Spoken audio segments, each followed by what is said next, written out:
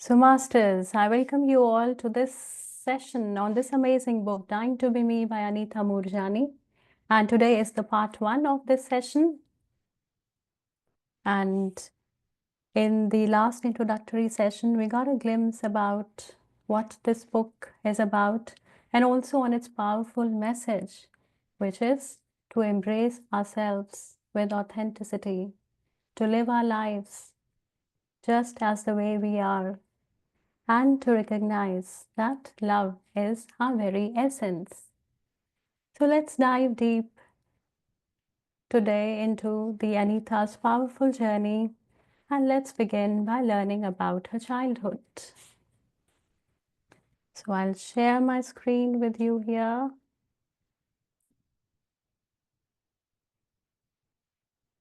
Yes, Masters. So Anita, we begin with learning about her childhood. So Anita, she was born in Singapore to Indian parents.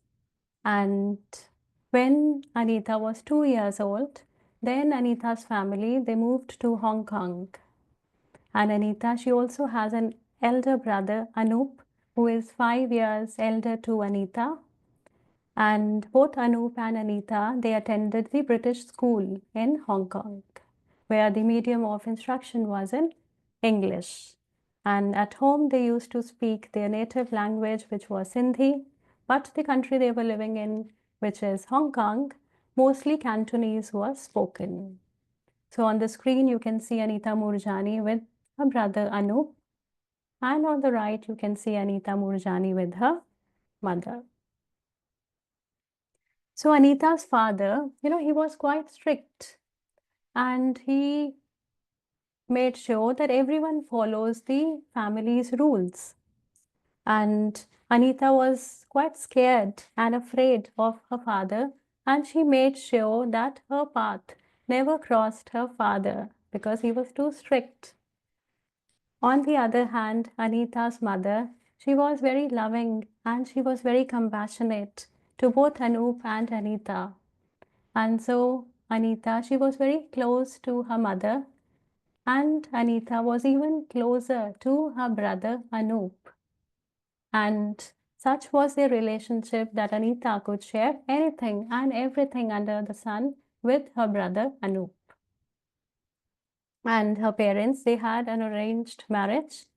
And the same was thought about their children, that when Anup and Anita, they will reach a certain age, then a suitable match would be sought for them and they will be then married. So the home setup was such that the women in the family, they were required to be subservient. That is, they were required to conform to the rules, they were required to obey with the rules and to the men in their family. And, with such a kind of discipline, with such a kind of strict culture, Anita, she used to feel very torn between the traditional customs that were practiced at her home and the modern, contemporary, and vastly different approach towards life which was outside her home. And this conflict, she used to feel that what does she has to follow? Does she has to follow the traditional customs which are a part of her upbringing, or she has to follow the modern contemporary approach which she sees all around her? And this inner conflict, it was further exacerbated when incidents like bullying, they took place in her school. And these incidents of bullying, they were so intense that Anita, she felt rejected, she felt sad and lonely. And Anita, she did not share about these experiences, what she was having in the school with her parents, because her parents, they had already changed Anita's school once. And Anita, she did not want it that her parents should think her of as a problem. So she pretended that everything is good in the school, that she is adjusting well in the school. But the reality was far from true. And this is what we call as conditioning.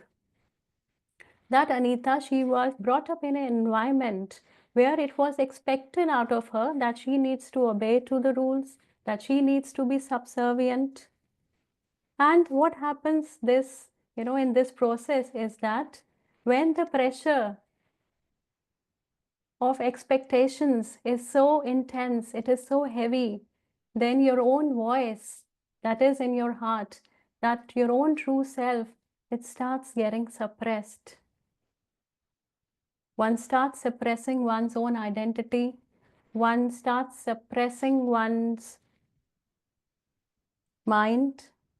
And what follows next is the disconnection from one's true self. And this is exactly what Anita experienced. That slowly and gradually the voice of the outside world, it was so loud that the voice inside her, she started suppressing that voice because she wanted to conform, she wanted to comply with what others expect out of her.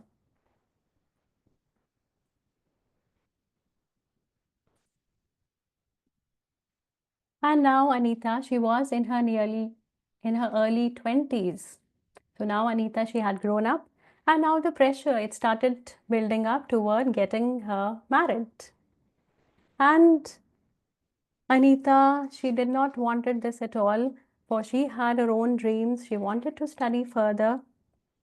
But the culture she came from, it was believed that the less educated and younger a woman is, the more suitable and desirable candidate she is for marriage. As her father thought that if she would study further, then this would reduce her chances of getting a suitable match. This would make her more independent. This would make her more career oriented, which was not a acceptable norm in those days. And Anita, she wanted to study further, and her father was no way letting her study further. Anita's father, he wanted Anita to get settled in life now. But Anita, she wanted, deep in her heart, she wanted to study further, which meant that she would have to move away from home because all the colleges, all the educational institutions that were within the close vicinity of her home, their language of their medium of instruction was in Cantonese. And since Anita, she had studied in English, and for finding a English medium institution for her higher studies, it meant that she would have to move away from home. And her father was in no way letting her move away from home because it wasn't acceptable norm in those days that a woman before her marriage she stays away from her home. And so Anita, she gained up all the courage and she asked her father that, Father, why are the rules different for women and men?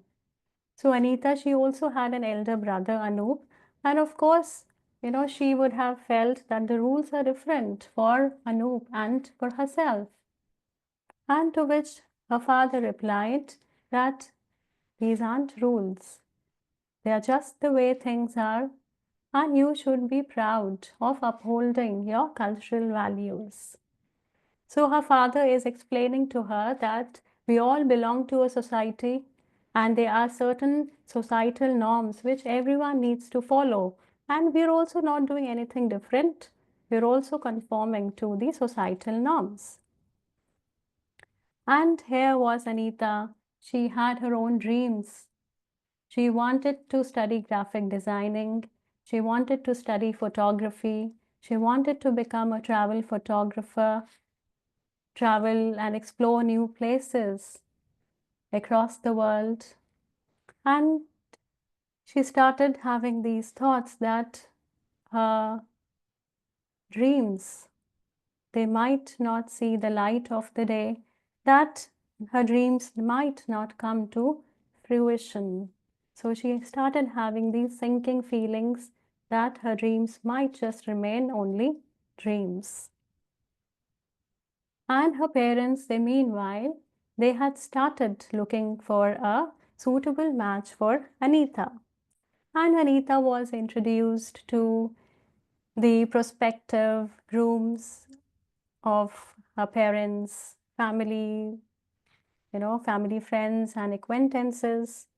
But, whatever was happening, it was beyond Anita's comprehension, for she just didn't wanted to get married.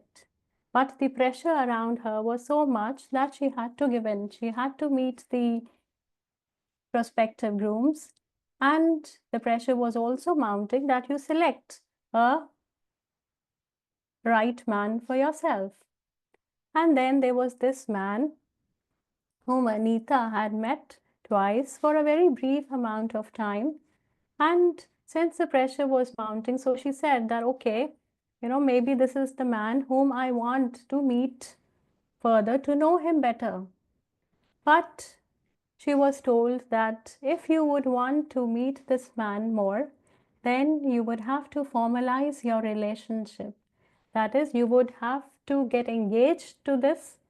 Only then you will be allowed to meet this man more.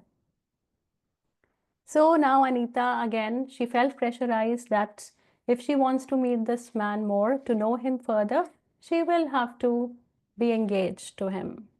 So, just think about it, that when we go to buy a dress for ourselves, we go to so many shops, we try so many outfits, and then we pick that one outfit. And even after picking that one outfit, we may wear it once or twice, we may not wear it at all, we may just discard it.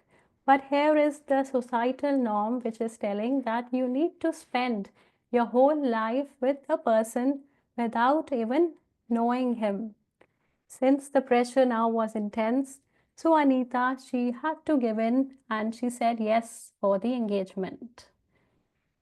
So soon the engagement ceremony followed, and now everyone around her was happy. And Anita also felt that finally she has done something which is expected out of her, that finally she has complied with the norms of the society, and now everyone is happy with her. But as the time it got closer with the wedding, Anita, she started having these thoughts that she is doing something which she does not want. And as these thoughts were coming to her again and again, Anita, she was feeling all the more stressed. She was feeling all the more tensed. And now the wedding date was just around the corner. All the wedding preparations were done, all the arrangements were done, the wedding cards were printed, the wedding gifts were brought, and everyone had started pouring in at Anita's place, all her relatives, for the wedding. And now Anita had this realization that she just cannot go ahead with this wedding. And Anita, she started having these thoughts that now she cannot go ahead with the wedding, which means that she would be disappointing and hurting her own parents, her future husband, her in-laws, and everyone around, all the guests that were there to attend the wedding.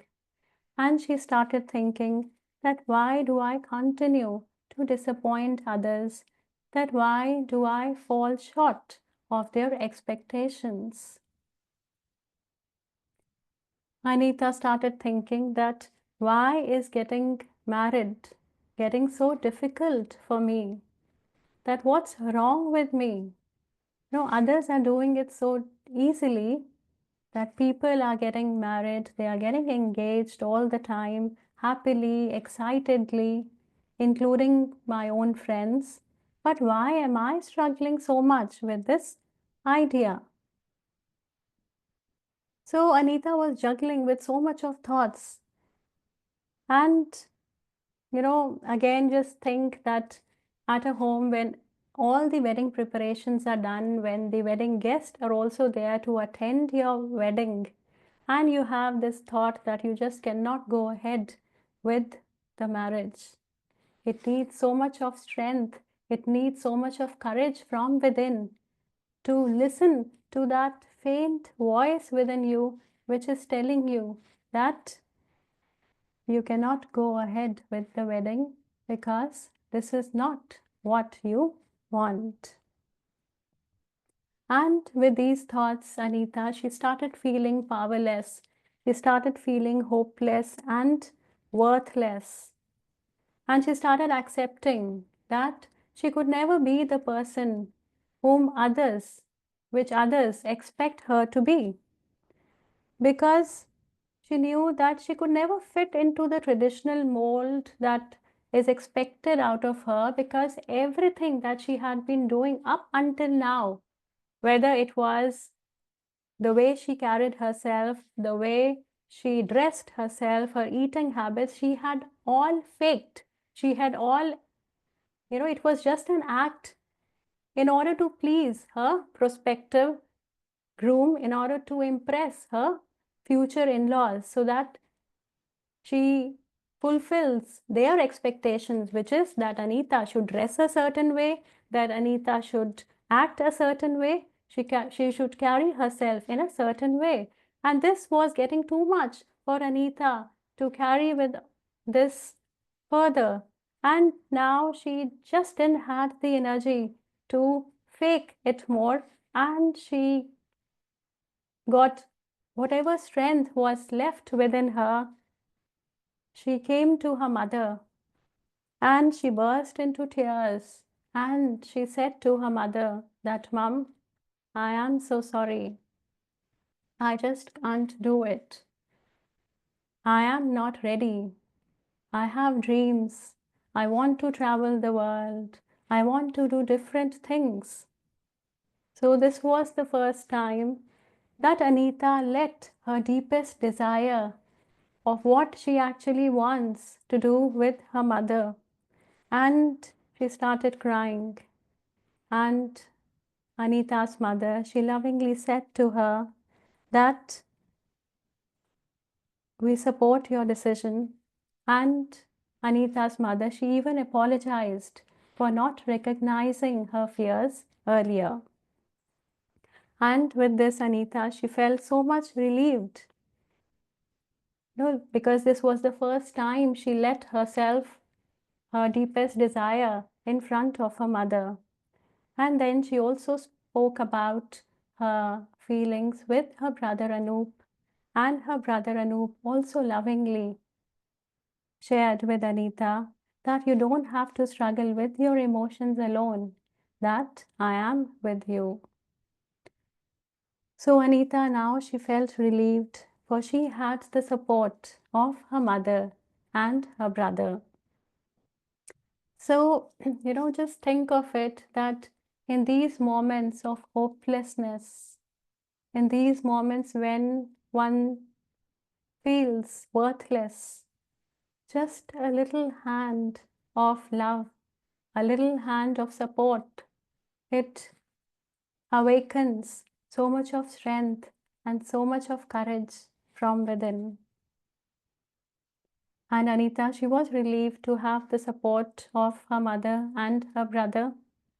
But other than her immediate family, whether it was her relatives, whether it was her community members, or the guests that had arrived at Anita's place for the wedding, they didn't take this news well at all. And they tried to convince Anita as best as they could that she should not break her impending wedding. And they also threatened her that if you break your wedding, then this would lead to serious consequences, that your image would be tarnished forever, that no one in the family in the future would let their son near you. And these harsh words, they made Anita all the more shattered from inside. And she was feeling as if she had done a great blunder in her life by breaking her own engagement, that, she started thinking that she was not domesticated enough, that she wasn't homely enough to conform to these rules. And she started regretting everything about herself, about her actions of not going forward with the wedding. And she started apologizing to everyone that I am sorry I caused you hurt of not going ahead with the wedding. And then Anita, after some time, she realized that why does she needs to apologize? That what is she doing? That she just chose to listen to her own heart. And by listening to her own heart, to listening to what she truly desires, why does she needs to apologize to others for just being herself? And she didn't have any courage, and she didn't wanted to face all the guests that had arrived at her home, and she needed some time with herself. She needed time to deal with the emotions. So she decided to go to India and spend some time with her old friends. And for a few days, Anita was gone to India. And now, after some days, Anita was back in Hong Kong, but she still was not in the best of herself, and so she diverted her attention towards developing her career. And she started finding a job, and she soon landed up with the job in sales and distribution.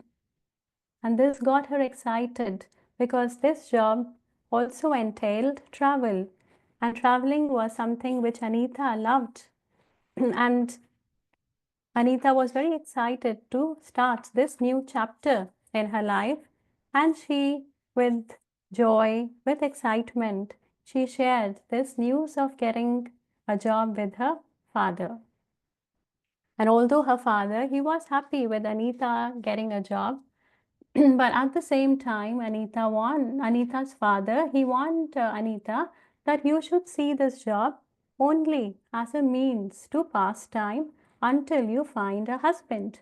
That is, you shouldn't get too absorbed and too focused in developing your career that you completely forget about getting married. That shouldn't happen.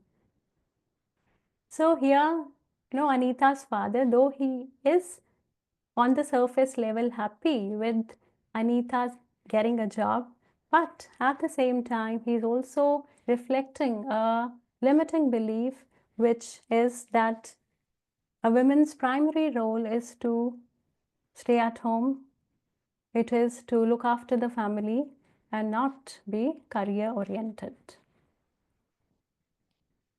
So, some years they passed like this, and her parents, they continued with their efforts to find a suitable match for Anita.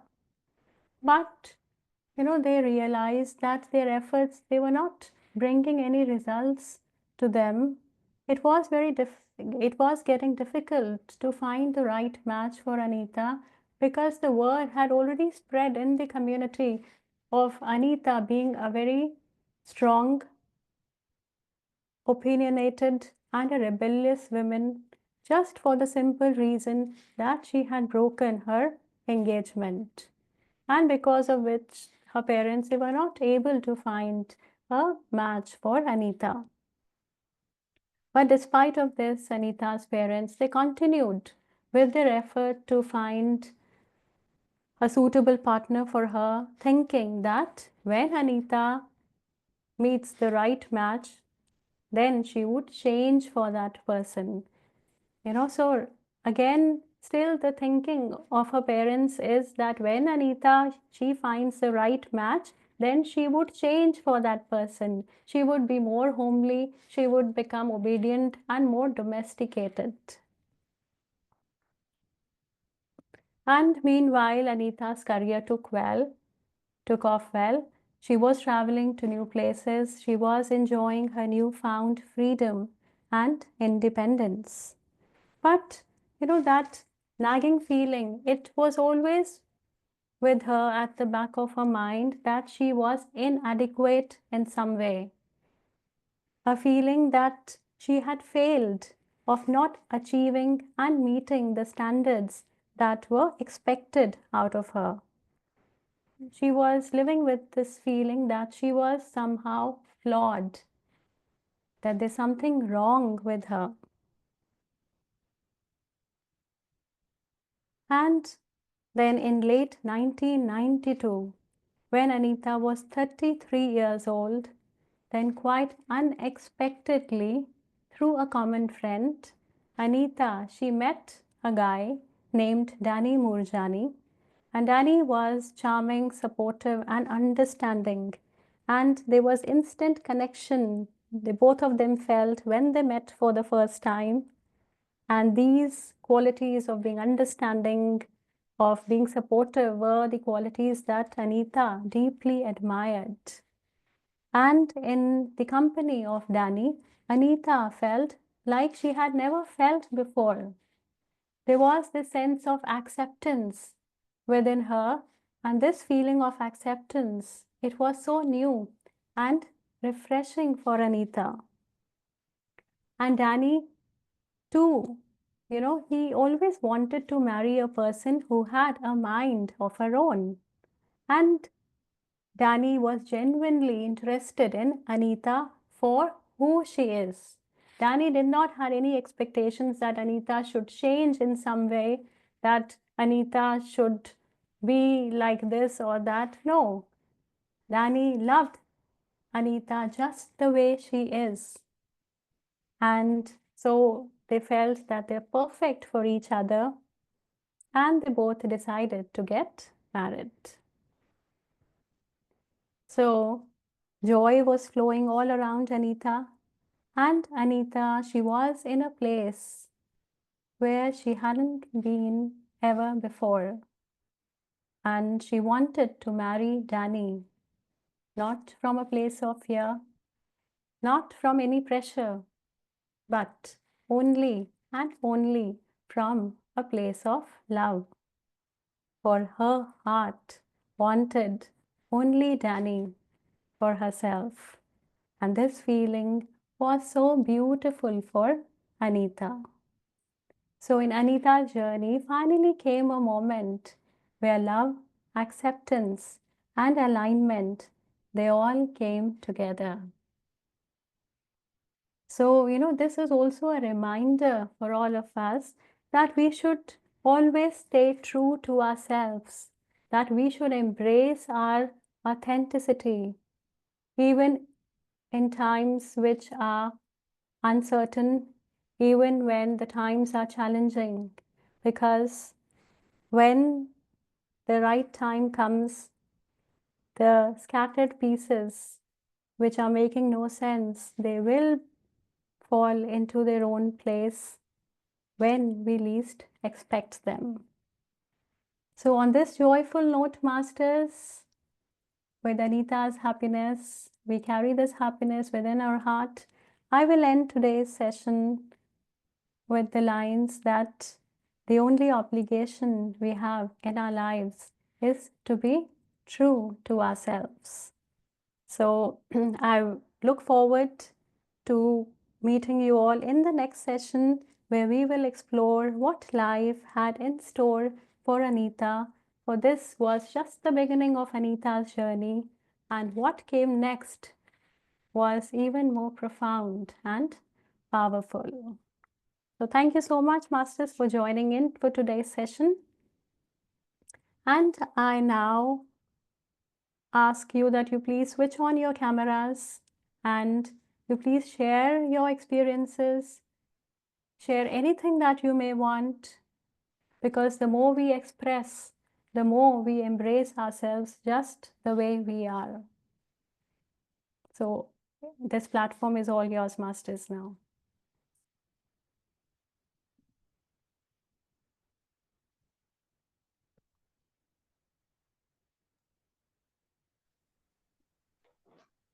I felt it was such a beautiful story. Okay. Malati ji, please switch on your camera. I thought you wanted us to switch off the camera. Yes, yes. Thank you. It's a beautiful story. And this kind of struggle,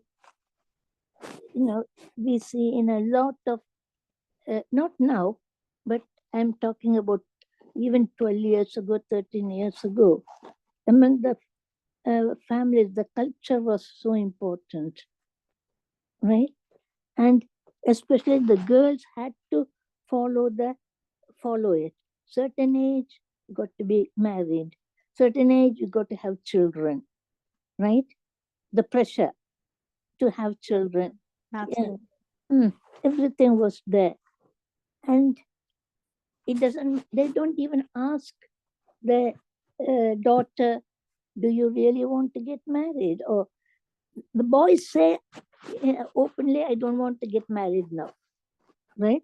And that is, even though that is, their parents don't like it, they accept it, right? But not the girls.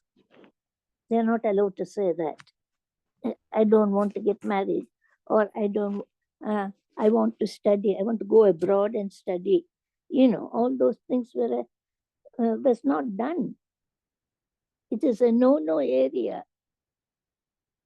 Things have changed in India considerably. Unbelievably, it has changed. Okay, right? Which is a good thing. And even within my own family, I was not allowed to study what I wanted. I came here and studied, clinical counseling psychology and all in this country, but I was not allowed to study psychology in India, even though I had a place in Madras University. They gave me a place, but they said, no, you can't leave home and go all that way, right? But my dream was to study psychology and do counseling, which my husband fulfilled it. He said, children are in school, you have the time on your home, you have to study what you want to study, you want to do what you want to do. And I used to travel to London at least 3 times a week uh, to do the course and the course homework and all. But my husband was brilliant. He said, you do what you have to do, I will take care of the rest. Right? So through him, through my husband, I was able to fulfill my dream, actually.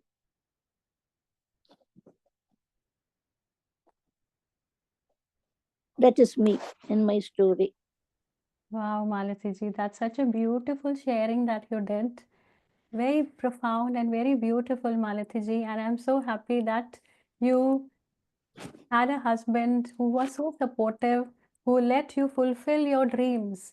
Because, when we are born, we are always carrying that certain dream to fulfill. We all have certain aspirations within ourselves which we need to fulfill. But Yeah. when we are not allowed to fulfill them because of the so-called the norms of the society, then it limits us so much, that we need to just live within the shell, and nothing is more devastating than limiting your own self. That's right. And you got this opportunity to study psychology, which you always wanted to. You fulfilled your dream, although a little later in your life, but you fulfilled. So that's very profound and beautiful. Thank you so much, Malati ji. Thank you. Yes, I see your hand, Rita ji. Please switch on your camera. Sure. Hi, very good evening. You can see me now. Yes, Yeah, we I just can. want to appreciate and say I really love the session this evening. It's like a breath of fresh air. And there's a message that I'd like to share with you and all the participants. And since this is also a part of recording, so all those who listen to it in the uh, future may learn a thing or two, is with regards to choosing choosing your partner, okay, as well as choosing what you invest in. or it can make you or it can break you. Choosing our spouse and choosing the right property or the right investment can really take us to the heavens or bring us below the earth. So with all this, the how careful we are and how we can listen to the inner voice, which will prompt us to proceed or to take 25 steps behind. Listen to the inner voice. And if we choose to ignore the inner voice, we are not, it is not very helpful to cry and torment and complain and whine about it, because you've caused terrible problems for yourself. Thank you. Okay, I'll see you. Thank you. Cheers. Thank you so much, Rita ji, for sharing this beautiful message that we always need to listen to our own voice and not feel pressurized by what others expect us to do. Because at the end of the day, we are answerable to our own selves and not to anyone else. So, thank you. Yes, Usha ji, please go ahead. Hey Ruchi, pleasure meeting you in the session today, and it was a wonderful meditation, a very beautiful meditation. I have a question to ask. It is rather two questions. When we spiritually grow in ourselves, we are unable to fit in, right? We are unable to fit into the group that we were before, and most of the times we are left alone lonely. Yeah. So how are you guys managing that? That is one part. Okay, And so let's stick with this yeah, question. I'll yeah, answer this and then we come to the next question.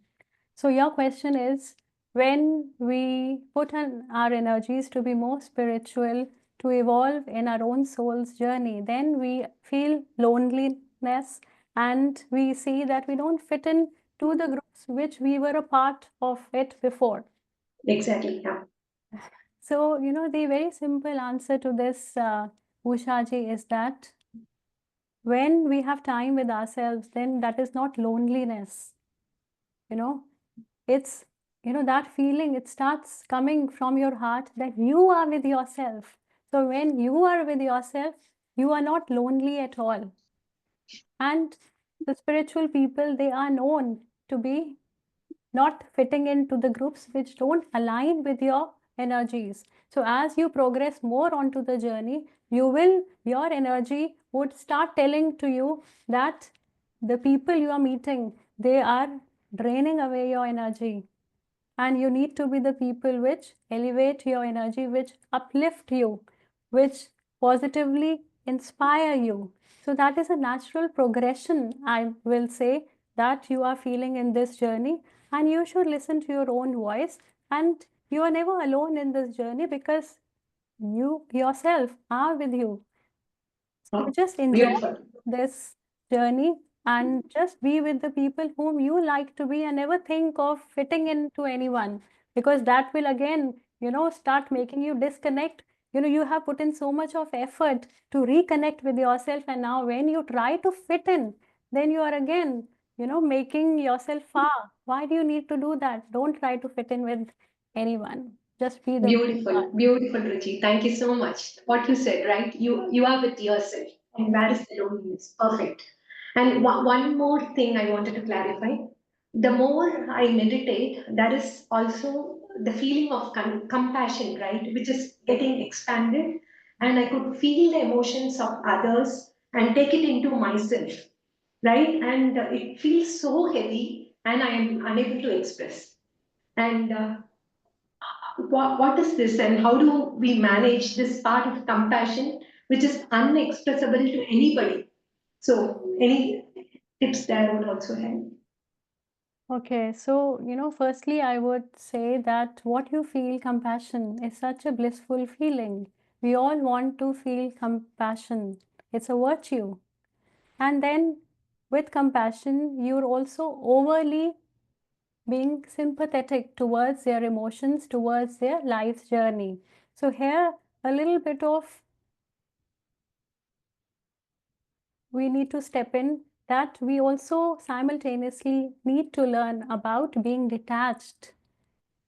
So detachment is what needs to be, maybe a little more refined, that though we empathize with them, we listen to them and we understand the problems or the challenges or the emotions that they might be going through. We listen to them, we provide any guidance that we could do from our own side. But once we have done that, we need to detach ourselves because we have done our part, right? And if we keep on lingering with them furthermore, then we are draining of our own energy, which we don't want to do. Thank you very much. Thanks, Ruchi. Thanks a lot. Thank you, Ushaji, for these wonderful questions. Thank you. Yes, Madhaviji, please go ahead. Hi, Ruchiji. It's a wonderful, wonderful session, the meditation also. And you look very gorgeous, really. And especially as you know that the title of the book is really, really fascinating. That is Dying to Be Me. This is what I keep on observing myself, to be me. And when you took the session about how the families have been, it's the same with me too. Like my family needs to fight with all the relatives to make me study, you know. And I was the first, I think, woman in my whole family to come out of the country. So I was like kind of a, I don't know what to say, but it was. But my dad was not there. The dad was the one who gave me these wings, I feel, to see and explore and to have a different perception of life. Yeah, this is, he struggled to convince the family. He struggled saying that the woman is not just meant for getting married and then have children and everything. Let her study, let her get the wings and fly and see the world with a different perspective. Really, that thought of my dad's, he was not there. It was very young actually, but that thought made my mom to be so strong to give me whatever I want actually. So she stood like a father, and then yeah, that was really beautiful how you was saying about this story, and I was thinking about myself in that story actually. Dying to be me, like, yeah, that's a very beautiful way that how you're uh, taking this book. And for me, and I wanted to say a word to Usha also. Yeah, Usha, I can understand your feeling that in the spirituality how it came, because my, as I said, that my whole family is a non-vegetarian, and I was having compassion to these animals, and I became a vegetarian automatically because of that love, and that, you know, the pets gives us so much courage, love, and unconditional thing. I wouldn't eat non-vegetarian, so I was the only one who left out in the whole family, because for us, non-vegetarian is like whenever you have a celebration, then there is a big non-vegetarian, you know, like a big fat hen or big fat, the you know, the meat or anything. That was the celebration. But for me, I was so left out in the whole family, and it was my family. It's not like I'm talking about my friends or anybody else out of the family, but within my own family. But my family has encouraged me to be what I want to be. That really, really, because they have to cook again separately to me, and then I'm like you know, I was with the family, but I was away from the family. And I can imagine how, Usha, you're going through. This is how I think we have to face it. And people who encourage us are really more big masters, I would say, rather than we became spiritual. I felt like that. Being the non-vegetarian, they pushed me to be a vegetarian, or I mean, that was a very beauty how we come across the people and how we evolve ourselves. And today I don't be those time I used to feel very bad because, oh my God, why do I'm going against them? But now today I understood the whole journey. So I think, Usha, you can understand how this journey all about. I think I'm looking forward, Ruchi, for the next sessions. It's very beautiful. And I could correlate with my story as well. And by the way, you look really gorgeous. Thank you. Oh. Thank you so much for the compliment and also for the profound sharing that you did, Madhaviji, because the whole purpose of having these sessions is to let your repressed emotions or whatever you're holding them back, it is to let all of them out, because only when you express them, Then only you will be able to be in awareness of what is going with you, and you will start accepting it. And once you start accepting it, only then you can make the next step forward. So, masters, with this, I have a few questions, and I would also love to hear from people who haven't expressed themselves so far. So, I would like to know first is that when was the time you chose to listen to your own heart? I know some of you have expressed that to us. So, when was the time when you listened to your own heart and not listen to what everyone around you is saying?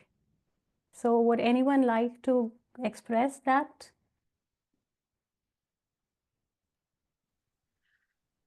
Ruchi, I would express myself because it took me more than 40 years to listen to myself.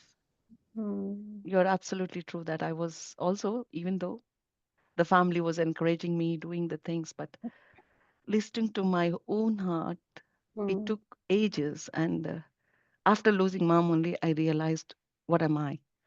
Really, that was really shaking for me. The day when I need to cross the borders and when I need to see her the last time. So that made me realize what I have, what I could do, what I had actually. All these years, I was just listening to the whole society, to the family, and doing everything what others need or match to the family needs or whatever it is. So, but listening to the heart came only by losing her, I think. Yeah, but at least this is what Ram always says that Madhvi, that was the reason why mom has chosen you this path and she gave you this one. Now you cherish it instead of, you know, thinking about her, but she gave you this path to understand yourself and to explore yourself, not to lose herself. So that word I always keep remembering what Ram said one day. So thank you so much for asking this question. It's wonderful. Yes, Madhaviji. And I would just like to say, that even if your mom, she has gone into the higher dimensions, still you are so very connected with her. And what's connecting you with her is love. That it is love and True, pure and unconditional love that you have with your mom, which makes this bond, which makes, true, the emotions that come to you even when you speak about her. So, this is what is pure, unconditional love. And true, this is only love which will make the bond between your loved ones eternal. true. Yes, Yes, that's absolutely true. But realizing myself who I am yes, that took a long way. yes. True. Yes. Thank you so much for asking this question. It's so wonderful. Thank you, Madhviji. So I can see first on my screen M. Hi, Ruchi. This is Mridula. How are Hi, you? Mridulaji. Good, I'm good. Yeah, I am listening to everyone today. Yeah, the time, Anita Murjani is actually only 5 years older than me, so we come from the same. But like Madhavi said, my mom got arranged marriage when she's 16. She had me when she was 18. So coming up from that culturally, I think, and then they moved here to the United States. I was 6. And being from that culture and we were the only family in this small town in in rural area. My dad was a physician there. So they were very protective of us. They were worried about outside influences. And I was sent to India for my medical school, hoping that I would find someone, but I didn't fit there when I went. I went when I was 18. And there were many proposals, many, guys came forward, and I did fall in love. But we have an intuition, a very strong intuition. And somehow, even though my parents came from that closed cultural background, they encouraged my feeling, my intuition. So, and when there was a man of different faith that approached me, we were totally in love. But one of the things those days, this was in the 80s, and he was the only person, I think, in the whole India who wanted to stay in India. I went against my wishes there, and I told him I cannot stay here, and he didn't want to leave there. So I'm like, I can't believe that of all the people in this country, and especially in this college and other people that want to be with me, mainly to come back to the US with me, I meet the one person that doesn't want to do that. He wanted to elope, he wanted to do this and that. He even brought his friend one night. He said, let's go. And I'm like, I can't do it. I can't do it. I love you, but I can't do it. And it was very sad, but my own feeling, I couldn't imagine being there most of my life. I didn't grow up there. My home was where I grew up, and I wanted to come back. And actually, my uncle asked my mother, didn't you tell her that she can't, be with someone outside of her religion? And my mom said, no, we didn't tell her anything. So she was free to choose whoever.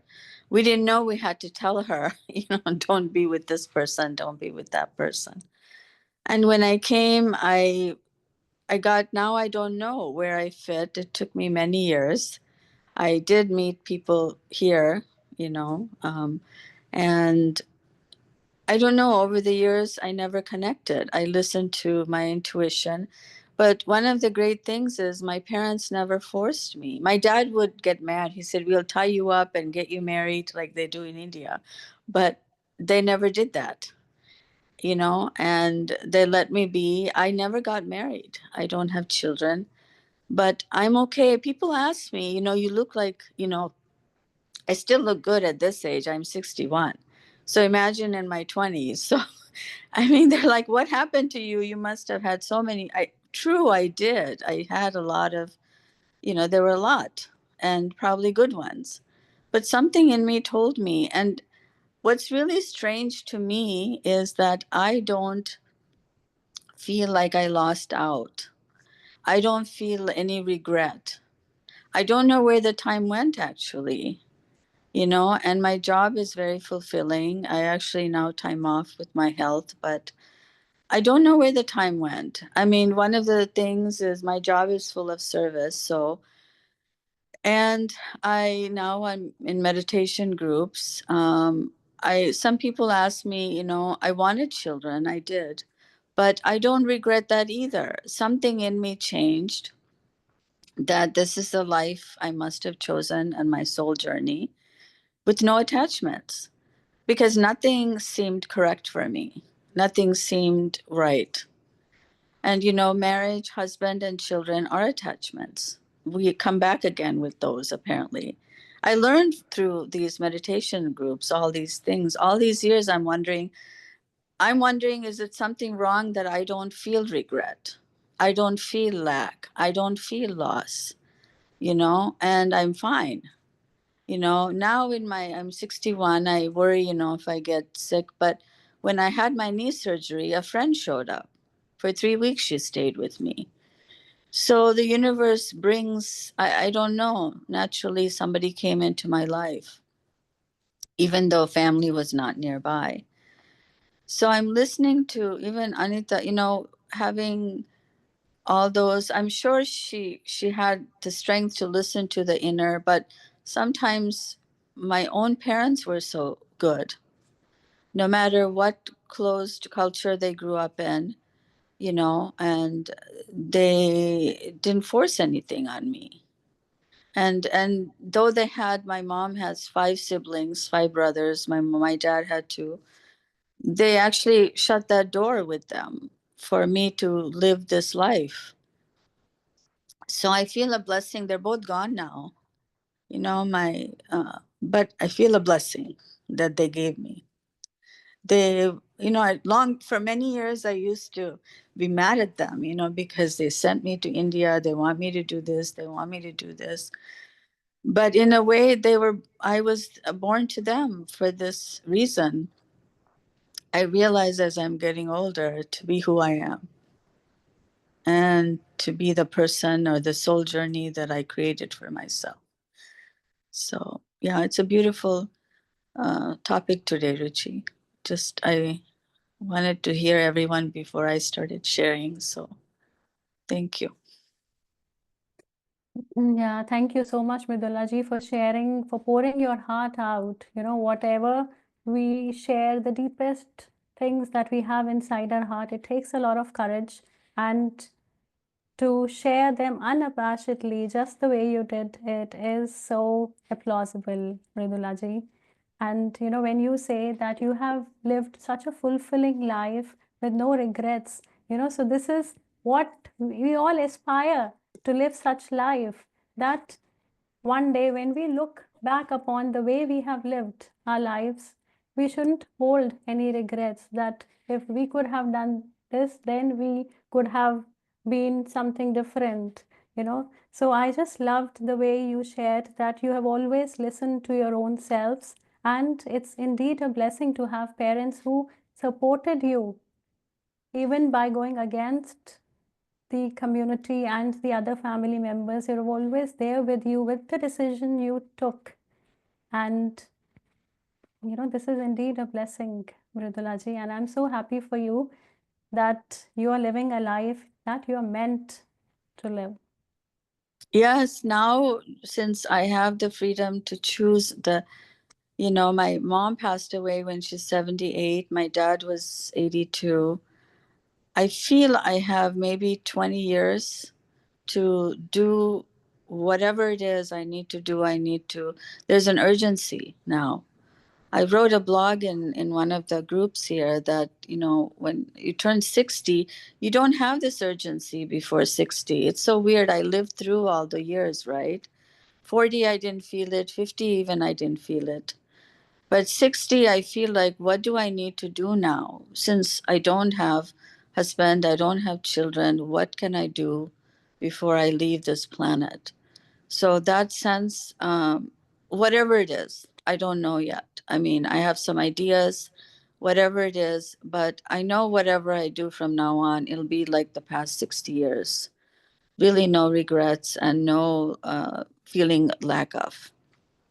Absolutely. Thank you. Thank you. So, Anuji, I had seen your hand raised. Would you like to share something? Anaji. Yeah. Hi, Rucha. It's so nice to have you back. Yes, I so was good to there see for you. I was there for your autobiography of a I yogi. I know, I know, I know that. enjoyed those sessions heartfully, and it's so great to have you back. Yeah, I wanted to say that I found myself just a couple of years back. I'm in my 50s, and it's so surprising. It's so beautiful, you know, to be aware of who you are, and be your true love. And because I think I've lived a life where I've been pleasing others and I've lived for others and just giving, giving, giving. I didn't know what it was to receive. But it's so liberating to know yourself, to become aware of who you are and why you behave the way you behave. And I think healing has got me to this place, and it feels so beautiful. And life feels really good when you know who you are. You are aligned to your authentic self.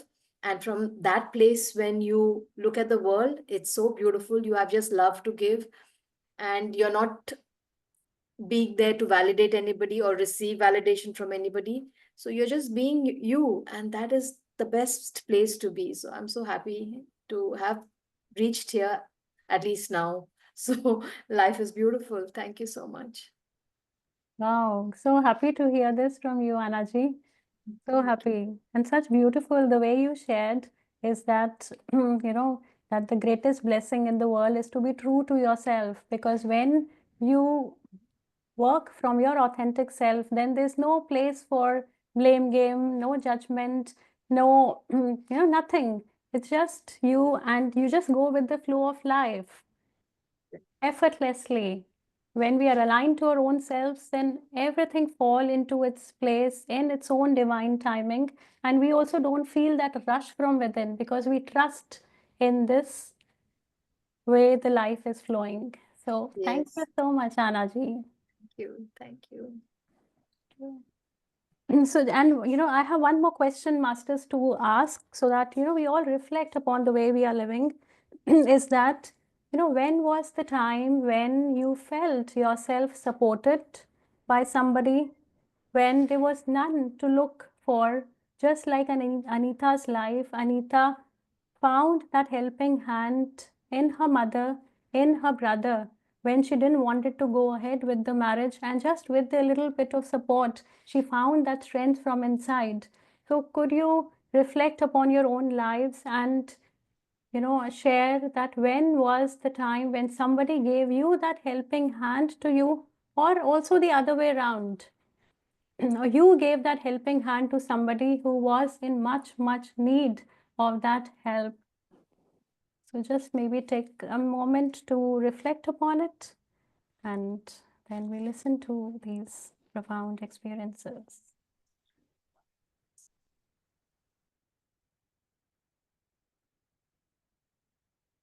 Yeah, can I Yes. speak? Please go ahead, Anaji. Yeah, I don't know. I have received a lot of help from people. I have because I lived a very unconscious life before I really came to know myself.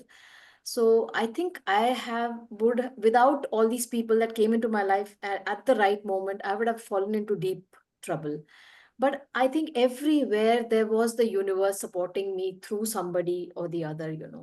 Now when I look back, I think how have I reached here? How have I'm in one piece and nothing has gone wrong, and it was the universe always had my back. I had to go through all that because there were so many beautiful lessons to learn. That time I didn't think they were good lessons, but now on hindsight, I feel I had to elevate to this level just because of those whatever I went through, those incidences. So yes, so many people to be grateful to who came into my life and helped me. I can't even remember some people's names, but there was somebody or the other at every stage of my life to be with me. And I was always a giving person, and I've always given help people. I've helped so many people. So it's been a beautiful mix of give and take. But now I give and I take as well. Initially in life I was just giving, and I didn't know what receiving was. But now it's balanced. Yeah, so that's the difference. Good, But great. Very, very nice, Anaji. Very nice. Beautiful. This is, even I have observed then when we give, then, that when that giving comes from a place of, sometimes, people think that they are being superior and, they have power to give. But then when the same comes to receiving, they feel that they are inadequate in some way because of which they have to receive.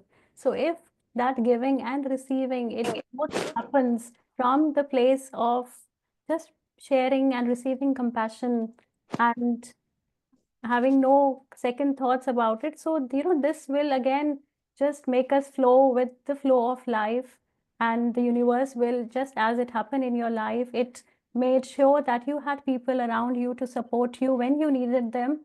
And you have also been a very helpful and supportive person to everyone. So, this is how just life comes in a full circle. And you are an ideal example for that, Anaji. Amazing. see, Ruchi, what Yeah. I'm asking is, Mhm. I give, I give, but I'm not able to receive anything back. I feel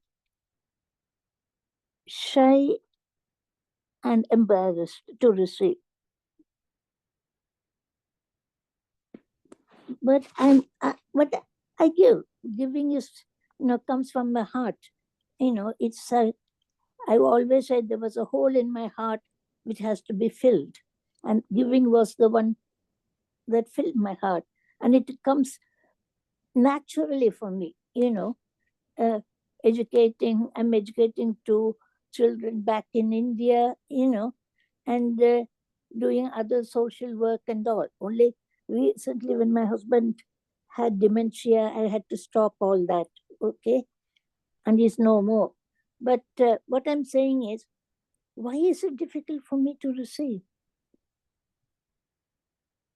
So I think, Malati ji, this is, not only difficult for you. We all go through this phase where giving, it becomes effortless, but receiving becomes a problem. Receiving, we start thinking that there is something lack in us because of which we are in a position that we need to receive, but we need to shed away from this belief that receiving is something which one shouldn't do. So if you give with love, you also receive with love. So love is your only emotion that should be in place while receiving and while giving. When you act from the place of love, you would not feel embarrassed while receiving anything as well, Malati. Just practice it once and let us also know how this went through. Yeah. No, I was doing counseling for 15 years for the National Health Service. And when I did it because I wouldn't say I enjoyed it, I found, I don't know what word to use, a, a fulfillment, I would say, for me to do the counseling for 15 years. And when the patients bring gifts and patients send me letters, I feel tears in my eyes that I have helped and I've changed somebody's life around.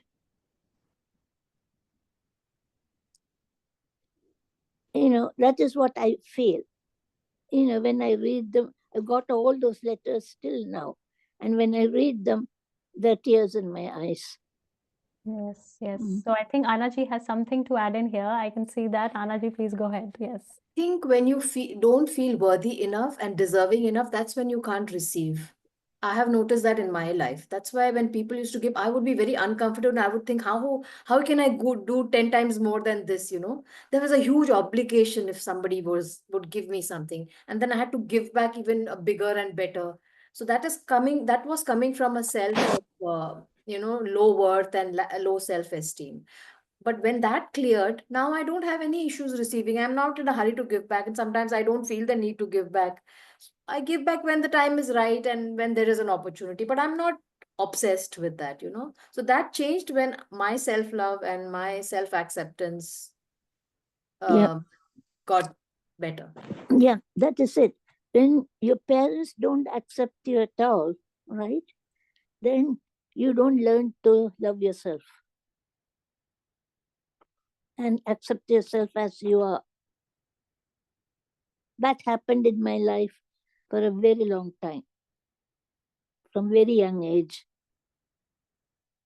That is where my feeling of I want to hide away when they praise me, or I want to hide away when they give me a gift or something.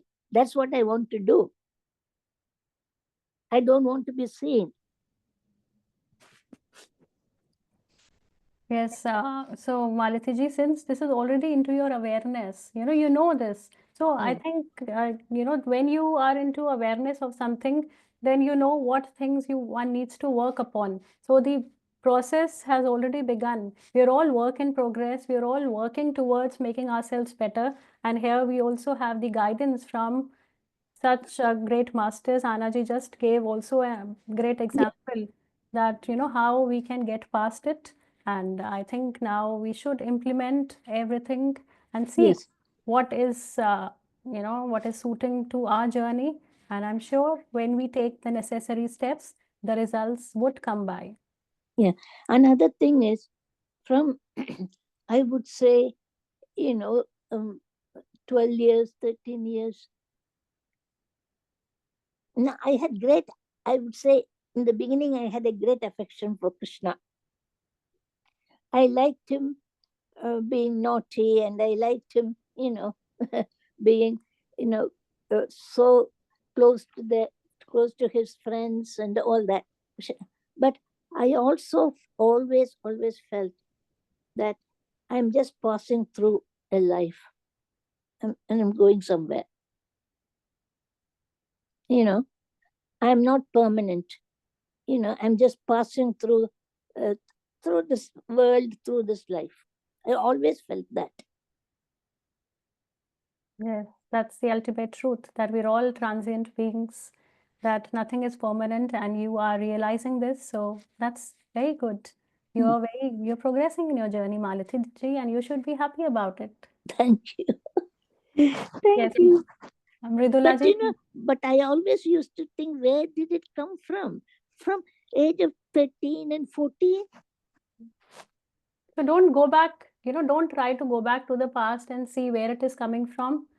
Just take the necessary steps which are required in this present moment. Okay. Because whatever effort you put in this moment will determine what Yeah. is coming in the near future. So don't go back to your past again and again, which is not yielding any result. So just take the Okay. steps.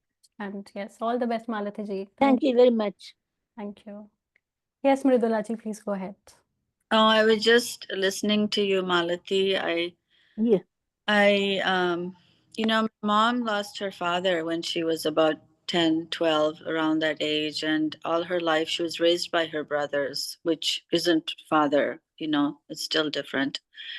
But I think somehow it was conditioned, which I feel happened to you. But you're recognizing the condition now, Malati. So, when you read the letters, think that we're all divine beings. We all are, can receive love and can give love. And you are able to give love, but remember you're the divine being of oneness of creation with all the love that comes with that. All love is you. It comes to you. Whether, and it's just open your heart and receive that love. At some point, read those letters that you got from your patients and think, oh my gosh, they thought that of me. I did that. Be proud of that feeling. Somehow in your life, you were deeply conditioned in your childhood and that hasn't left you. But say it's time. It's time I received that love. Yeah. Because I am that divine being. I deserve love. Oh. That's it. Thank you very much, Mridula ji. You're welcome, Malati ji. We love you a lot. Can you love you. receive my love today? Can you receive my love in your heart? Yes. Yes. So receive everyone's love like that too. I do. Wow, Mridula ji, that was so beautiful. Your meditation was so good. And I went into a space of just emptiness in my mind. And that place was beautiful. Wow. Good to hear that, Malati ji. Thank you. Yes, Madhavi ji, please go ahead. And switch Malti on. ji, I'm going to write a big love letter to you.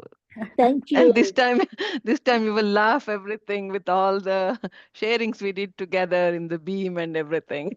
Of So I'm course, not. yes. Of course, yes. Yeah, then you will definitely receive like, that's a letter I'm looking forward. Yeah. Do that, Madhavi. I'll be I'll do that. so Just send me happy. the address. Just postal address. So Yes, I will. yeah, would be Yes. great. Thank you. One more thing I want to share, Ruchi. Malati is the name of my baby sister, actually. I told Malati ji. Oh, Even though, she's, so remember I shared with you, Malati ji? yes. Yeah. Yes. She's my baby sister's name. So I have a lot of, I connect with you, Malati. So Thank you. I feel, that name, she's 8 years junior to me, my sister. But I connect with you, very much because of that, just with the name. Yeah. So love to you. Love to you, and I can be your sister as well. Yeah. No problem. Hey, Malati ji, there's so much You of are my pouring sister. to you. You're already my sister. You're already my, my sisters call me Akka in Telugu. We call Akka in Tamil. Yes. So you're my Akka and I'm her Akka. Yeah. So lots of love. Yeah. My wisdom has come only at the age of 67, 68. No, I am also disabled to a great extent, but I am okay. I'm not complaining about that. I manage. Krishna is there to help me. Yes, Malati ji. Lord So, Krishna. Yes, yes, Lord Krishna is there with you always, and He's with us also always. So, on this beautiful note, Masters, if we don't have any more sharings, let's end our session for today. Yes. And I look forward then to meet you all in the next session. And I'll try to come next week if possible, because in July and August we have vacations here, so I might not be here. So I will try my best to take the session next Friday. And Okay. Oh, that will be really beautiful. I'm looking forward to it. thank you. Thank you so much all for joining in. Namaste. Namaste. Thank you, Sai Ram. Sai Ram. Bye. Ruchi ji, could you wait for a minute because I need to stop the recording? Yeah. ठीक है, ठीक है.